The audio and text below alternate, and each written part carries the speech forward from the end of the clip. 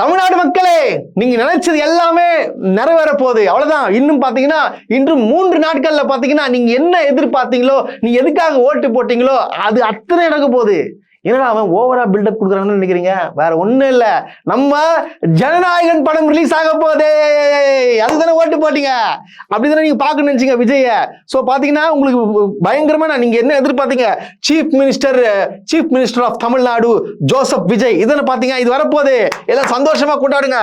இதே போல பாத்தீங்கன்னா நம்மளுடைய அமைச்சர் யாரு, நம்ம இவரு புஷியானந்த் அவர்கள் வந்து ஒரு அறிக்கை ஒன்று கொடுத்துருக்காப்புல. எல்லாருமே பாத்தீங்கன்னா எல்லாரும் நம்ம டிவிக்கே உடைய எல்லாருமே பாத்தீங்கன்னா எல்லா தியேட்டர்ல நல்லா அலங்கரிச்சு திருவிழா மாதிரி வந்து அந்த படத்தை வந்து கொண்டாடணும் அப்படின்னு சொல்லிட்டு யார் சொல்றா? புஷியானந்த் அமைச்சர் சொல்றாப்புல. அதாவது அன்னைக்கு பாத்தீங்கன்னா அமைச்சராலாம் யாருமே இருக்க மாட்டாங்க, எல்லாரும் மறுபடியும் பாத்தீங்கன்னா விஜய் ரசிகரா மாற போறாங்க. ஒரே வந்து குதூகலம் கொண்டாடுறதாக போது நம்ம புஷியானந்த்ல எகிரி குதிக்க போறாரு. அது எங்க எந்த தியேட்டர்ல எகிரி குதிக்க போறான்னு சொல்லி தெரியல. அது வந்து எப்பா அதெல்லாம் பார்க்க வந்து 2 கண்ணு பத்தாது, எனக்கு 20-25 கண்ணு தேவை. இவங்க பண்ற அப்படியே அந்த கொண்டாடுற அதெல்லாம் வேற லெவல்ல இருக்க போது. சோ எதிர்பார்த்தது நடந்துச்சு. பாருங்க, முதலமைச்சர் விஜய் அவர்கள் நடித்த ஜனநாயகன் அப்படியே இங்க பாருங்க, தமிழ்நாடு மக்கள்லாம் இப்பவே வந்து தூங்க மாட்டாங்க. அதாவது எல்லாம் தூங்க மாட்டாங்க, எல்லாம் வந்து படத்துக்கு ரெடி ஆயிடுவாங்க. ஏன்னா தமிழ்நாட்டில் பார்த்தீங்கன்னா எந்த பிரச்சனையும் இல்லை இப்போ அதனால வந்து எல்லாரும் நம்ம கொண்டாடணும். எப்படி கொண்டாடணும்னா ஜனநாயகன் படம் பார்த்து கொண்டாடணும் அப்படின்னு சொல்லிட்டு யார் சொல்ற? நான் சொல்லல, புஷியானந்த் அவர்கள் சொல்லியிருக்காரு. நம்ம முதலமைச்சர் படம் வரப்போது எல்லாரும் சிறப்பா வந்து கொண்டாடணும். இதுதான் எதிர்பார்த்தீங்க தமிழ்நாட்டு மக்களே. நல்லா ஒருத்தர் எவனும் வீட்டுக்குள்ள இருக்கக்கூடாது, எல்லாரும் என்ன பண்றோம், தியேட்டர்ல வாசல்ல போயிட்டு கொண்டாடணும். சரிங்களா? ரோஸ்ட் பிரேஸ் சப்ஸ்கிரைபர்களுக்கு வணக்கம். கடுமையான நெருக்கடியில தான் உங்களுக்கு தொடர்ந்து வந்து வீடியோ போட்டுட்டு இருக்கோன்று உங்களுக்கும் நல்லாவே தெரியும். நம்முடைய சேனல் வளர்ச்சிக்கு உங்களுடைய பங்களிப்பு கொடுக்கணும்னு நினைச்சீங்கன்னா இந்த QR கோடு மூலமாக உங்களுடைய பங்களிப்பை நீங்க கொடுக்கலாம். நன்றி.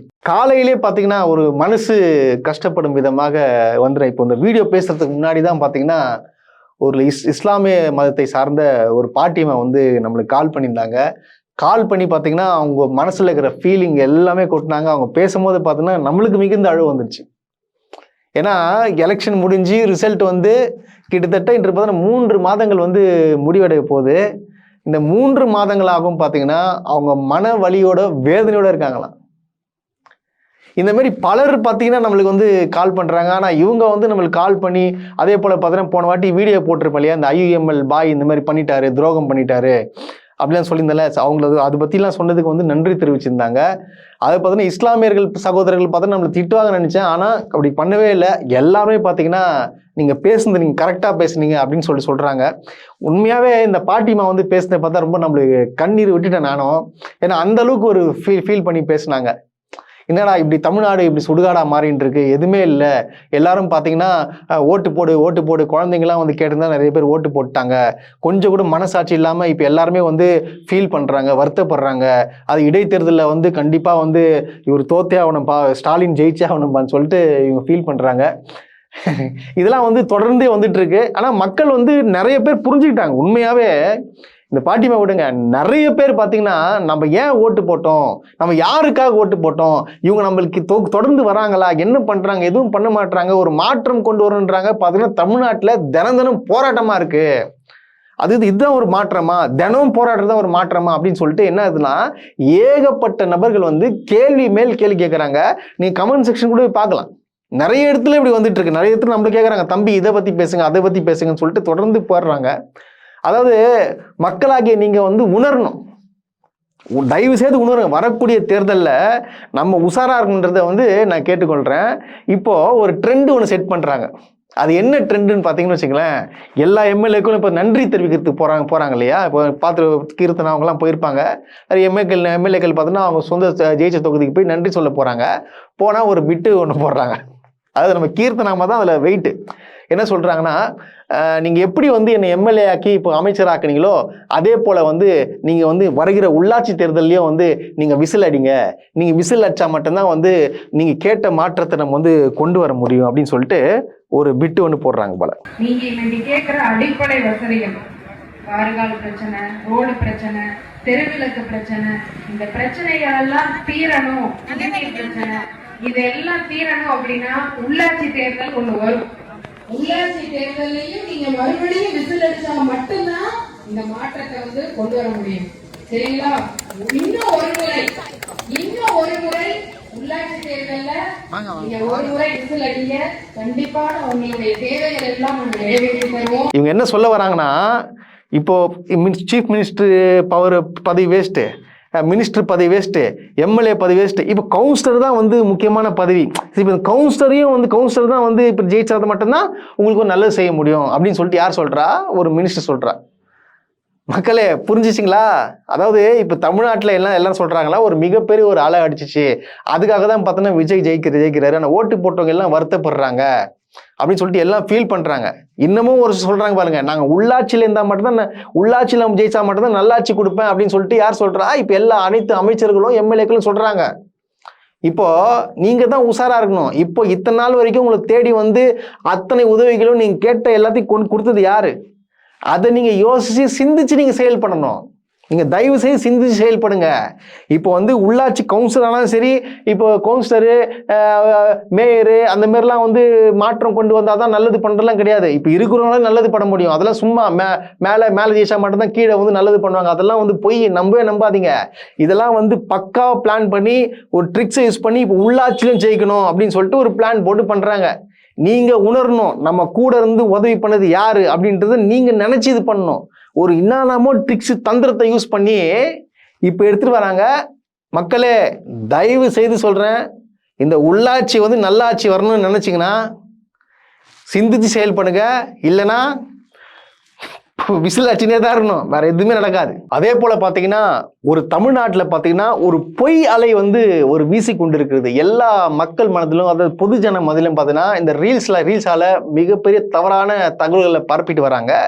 இந்த தவறான தகவல் பார்த்தீங்கன்னா அவங்க உண்மை நினைச்சு விஜய் எல்லாம் வந்து இதெல்லாம் செஞ்சிட்டாரா, விஜய் இதை பண்ணிட்டாரா அதை பண்ணிட்டாரா, பார்த்தீங்களா பெண்களுக்கு, அதாவது பார்த்தீங்கன்னா குழந்தைய அவனை தொட்டாலும் சரி இது பண்ணா சரி உடனடியாக வந்து தூக்கு தண்டனை தான், உடனே தூக்கில் போட்டுடுறாங்க அப்படின்னு சொல்லிட்டு ஒரு பிம்பத்தை கிரியேட் பண்ணி பொதுமக்களை பேச வச்சு எல்லாத்தையும் இவங்க தான் செஞ்சாங்கன்னு நம்பத்தக்க வகையில் வந்து பொதுமக்களை மாற்றிட்டு வராங்க. இதை வந்து ஒரு செய்தியில் ஒரு நியூஸ் ஆங்கர் வந்து ஒரு அப்பட்டமாக வந்து ஒரு வெளியிட்டு இருக்கிறாங்க. இந்த வீடியோ நீங்க பாருங்க, அதிர்ச்சி ஆயிடுவீங்க. இந்த வீடியோ பாருங்க. ஒரே ஒரு நிமிஷம் இந்த வீடியோ மட்டும் பாத்துட்டு வாங்களேன். இப்பதான் தூக்கு போட்டுறாங்களா? ஃபர்ஸ்ட்லாம் அப்படிலாம் கிடையாது. அப்படியே கேர்லெஸ்ஸா விட்டாங்க. மீண்டும் அந்த தப்பு செஞ்சுருந்தா நாங்க என்ன நடவடிக்கை எடுத்தாங்க? ஒண்ணுமே திமுக இதுல எதுவுமே நடவடிக்கை எடுக்கல. இப்ப விஜய் வந்து குழந்தைங்க மேல கை வைக்கிறதுக்கே இப்ப பயப்படுறானுங்க. ஏன்னா உடனே தூக்குதான், தண்டனை எதுவுமே கிடையாது. அந்த முடிவு ஃபர்ஸ்ட் அவரே எடுத்திருந்தாருன்னா அவரே ஆட்சியில தான் இருந்திருப்பாரு. இப்ப அதெல்லாம் இல்லாம தானே இப்ப இவரு ஒரு மாற்றமா கொண்டு வந்துக்கிறாரு. இப்ப குழந்தைங்களாம் நம்பி விட்டுட்டு, பக்கத்து வீட்டுல கூட நம்பி விட்டுட்டு போறோம். ஏன்னா ஐயோ நம்மள தூக்குல போட்டுருவாங்கன்னு ஒரு பயம். இது பாத்தீங்களா எந்த அளவுக்கு மக்களை வந்து அடி முட்டாள்களாக ஆக்குறாங்கன்றது உங்களுக்கு தெரிஞ்சுக்கோங்க. விஜய் அவர்கள் வந்து இதெல்லாம் ஒரு பண்ணவே இல்லை. அவங்க பாருங்க எந்த அளவுக்கு ஒரு செட் பண்ணிருக்காங்க பாருங்க. இது உங்களுக்கு புரிதுங்களா? உங்களுக்கு எல்லாரும் வந்து விஜய் அதை பண்ணிட்டார், இதை பண்ணிட்டார், அதை பண்ணிட்டார்.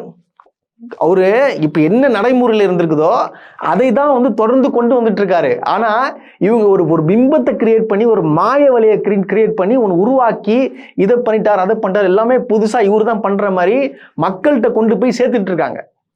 இதை நாம உணர்ந்து தெளிவா இருக்கணும். தயவு செய்து தெளிவா இருங்க. இதெல்லாம் வந்து அவங்க பேசுறது, அவங்களோட ஆக்டிவிட்டிஸ்லாம் பார்த்தோன்னு வச்சுங்களேன், ஒண்ணுமே புரியல.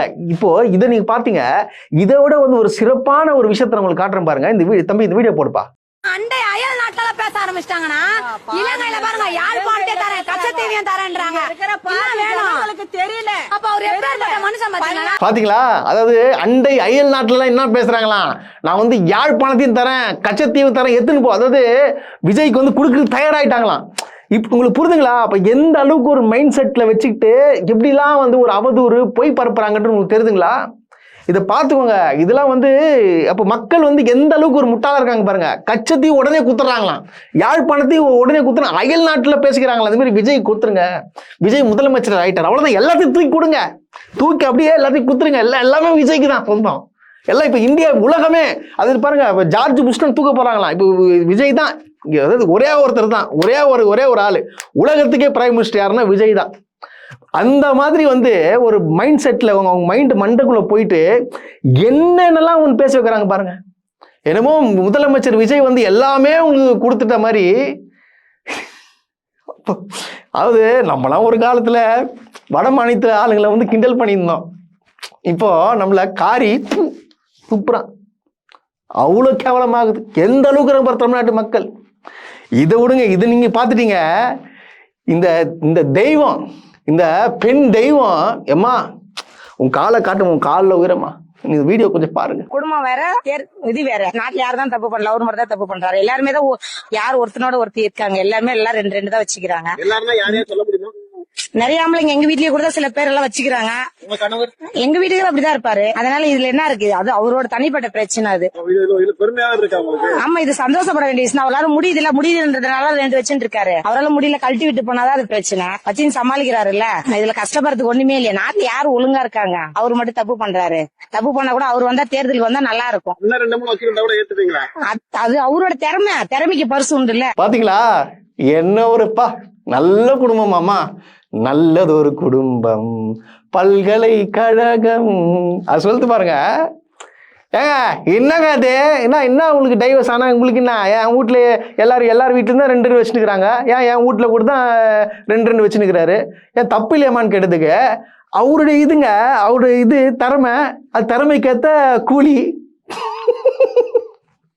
நம்ம தமிழ்நாட்டில் தான் இருக்கோம், வேற எங்கேயுமே இல்லை. பாருங்க, விஜய் அவர் அந்த முதலமைச்சருக்காக என்ன வேணா பேசலாம், என்ன வேணா. அதாவது ஐம் ரெடிங்க, ஐம் ரெடி எல்லாத்தையும் பார்த்துக்கோங்க. இப்படியாப்பட்ட ஆட்கள் இருக்காங்க. ஆனா இவங்களை வந்து பாராட்டி புகழ்வாங்க. நம்ம இப்ப எதனா ஒன்று பேசணும் வச்சுங்களேன், அதுக்கு அசியசி மாத்திட்டுறது, பச்சையா கேட்கறது. இதை விடுங்க. தெரியுமா, 50 lakhs எனக்கு 50 லட்சம். எது நினைச்சிட்டு இருக்கீங்க? கூலிப்படியை ஏவி என்னை கொலை பண்ண போறாங்களா? 50 லட்சம் டிரான்ஸ்ஃபர்லாம் பண்ணிட்டாங்க. எப்போ அந்த மெசேஜை காட்டு. பார்த்தீங்களா என்ன போட்டிருக்காப்புலன்னா, 50 லட்ச ரூபாய் வந்து டிரான்ஸ்ஃபர் பண்ணியாச்சு, உன்னை வந்து வெட்ட போகிறாங்க, இன்னைக்கு வந்து என்னை வந்து வெட்ட போகிறாங்க அப்படின்னு சொல்லியிருக்காப்புல. இதெல்லாம் வந்து முதலமைச்சர் நடவடிக்கை எடுப்பாரான்னு சொல்லிட்டு எனக்கு தெரியல, அதை போட்டிருக்கேன். ஸோ இந்த வீடியோ முடிஞ்ச அளவுக்கு ஷேர் பண்ணுங்கள். ஒரு நடவடிக்கை எப்படி எடுப்பாரான்னு சொல்லிட்டு எனக்கு தெரியல, நீங்கள் அமுச்சு விடுங்க. பாருங்கள், அப்போது எந்த அளவுக்கு கொலை மிரட்டல் விடுறான். கொலை மிரட்டல் விடுற அளவுக்கு நான் பேசிகிட்டு இருக்கேன். நான் அந்த அளவுக்கா வந்து ஒரு அசிங்கமோ ஆபாசமாவோ இல்லை வந்து பொருளையை கிளப்பி விட்டுட்டு இருக்கேன். ஒரு நியாயமா இருக்கிறது என்னமோ பேசுகிறேன். ஆனால் என்னையே பார்த்தீங்கன்னா வந்து விஜய்க்கு ஆப்போசிட்டாக பேசுகிறேன்னு சொல்லிட்டு கொலை மிரட்டல் என் தலைக்கு 50 லட்ச ரூபாய் வந்து வேலை பேசியிருக்கானுங்க.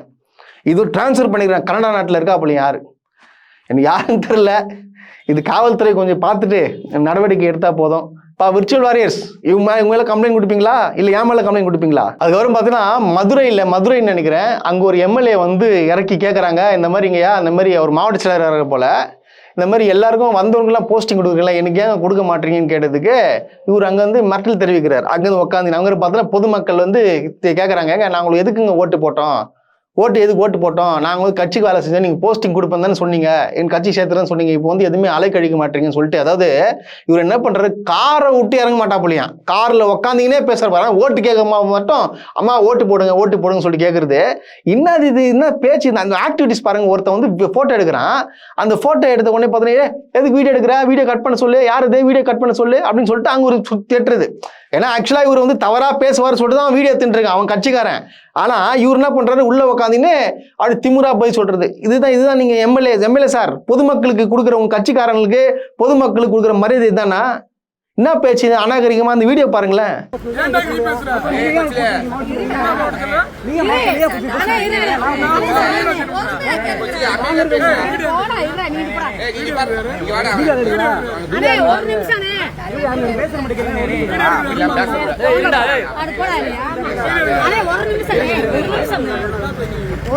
பாத்தீங்களா எந்த அளவுக்கு அநாகரிகமா செயல் பண்ணுமோ அந்த அளவுக்கு தொடர்ந்து வந்து செயல்பட்டு இருக்காங்க. இதுதான் உண்மை. இப்படிதான் இருக்காங்க ஒவ்வொருத்தரும். அதாவது எம்எல்ஏ ஆகிறதுக்கு முன்னாடி ஒரு பிஹேவியர், ஆயிட்ட பிறப்பு ஒரு பிஹேவியர் பார்த்துக்கோங்க. அதாவது மதுரையில வந்து யாரு எப்படி எல்லாம் இருந்துச்சுன்னு சொல்லிட்டு தெரியும், ஆனா இப்போ எப்படி இருக்குன்றத நீங்க பார்த்துட்டு தான் இருப்பீங்க.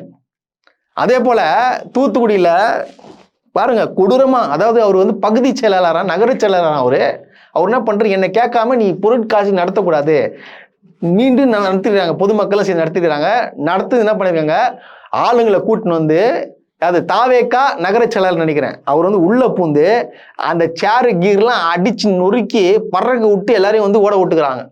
அங்க பாருங்க இந்த சம்பவத்தை பாருங்க. அவர்தான் இந்த பொருட்காட்சியை நடத்துவாராம், நாங்க நடத்தக்கூடாது. நான் ஆளுங்கட்சி, நான் பகுதி செயலாளர், சார் ஒரு டிஜிட்டல் பேனர் கட்ட விட மாட்டேங்கான், ஒரு எல்இடி பேனர் வைக்க விட மாட்டேங்கான். என்ன கேட்டுதான் எல்லாம் செய்யணுங்க. இவன் யார் சார் கட்சியில? இவனுக்கு இன்னும் ஒரு பொறுப்புமே கிடையாது. இவனா நான் பகுதி செயலாளர் சொல்லிக்கிட்டு அலையறான். என்னவா இவங்க எலெக்ஷனுக்கு ஒர்க் பண்ணாங்களா? அப்ப எலெக்ஷனுக்கு ஒர்க் பண்ணா ரவுடித்தனம் பண்ணலாமா? முதலமைச்சர் விஜய் அவர்களே, இந்த மாதிரி ஆட்களை தான் வந்து நீங்க வந்து மோட்டிவேட் பண்ணி பதவி கொடுத்து உட்கார வச்சுட்டு இருக்கீங்களா? இவர் மேல எப்ப நடவடிக்கை எடுக்க போறீங்க? இந்த மாதிரி ஆட்களால தான் நீங்க உங்க பேரை கெடுத்துட்டு இருக்கானுங்க. இதான் உண்மை. நீங்க வந்து சொல்றீங்க சார், நீங்க ஏதோ ஒரு நல்லது பண்றோம்னு நினைக்கிறீங்க. ஆனா இவனுங்க பண்ற வேலைகள்லாம் நீங்க பார்த்துட்டு தான் இருக்கீங்க.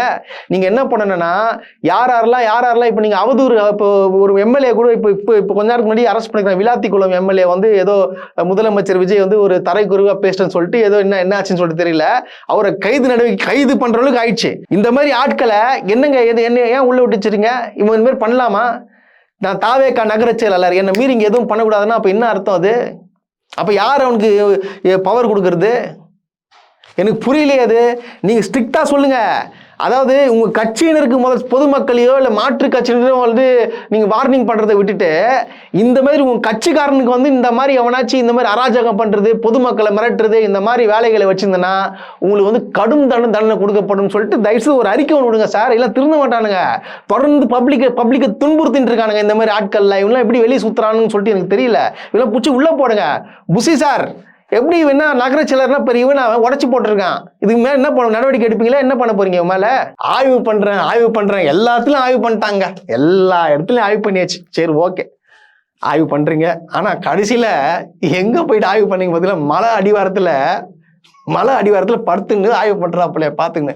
மிட்டத்தை பார்த்துனா ஆஹா காத்து நல்லா வருது, நல்லா சுகமா இருக்கு, ஆஹா அருமையப்பா. இது யார் தெரியுமா ஆய்வு பண்றது? நம்மளுடைய கல்வித்துறை அமைச்சர் திரு ராஜ்மோகன். இங்க பாருங்க எவ்வளவு கியூட்டா ஆய்வு பண்றாருன்னு சொல்லிட்டு. எல்லாமே அவங்களுடைய பெட் இல்ல. ஆமா சார், சமணர்கள் படுக்கை.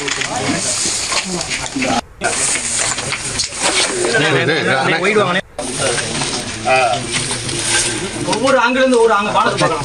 ஒரு நட்சத்திரம் கணிக்கலாம். அந்த ஆங்கில இருந்து பெட்டு போட்டிருக்காங்க. வானியல் கணிப்பு நட்சத்திர கணிப்பு போட்டிருக்காங்க.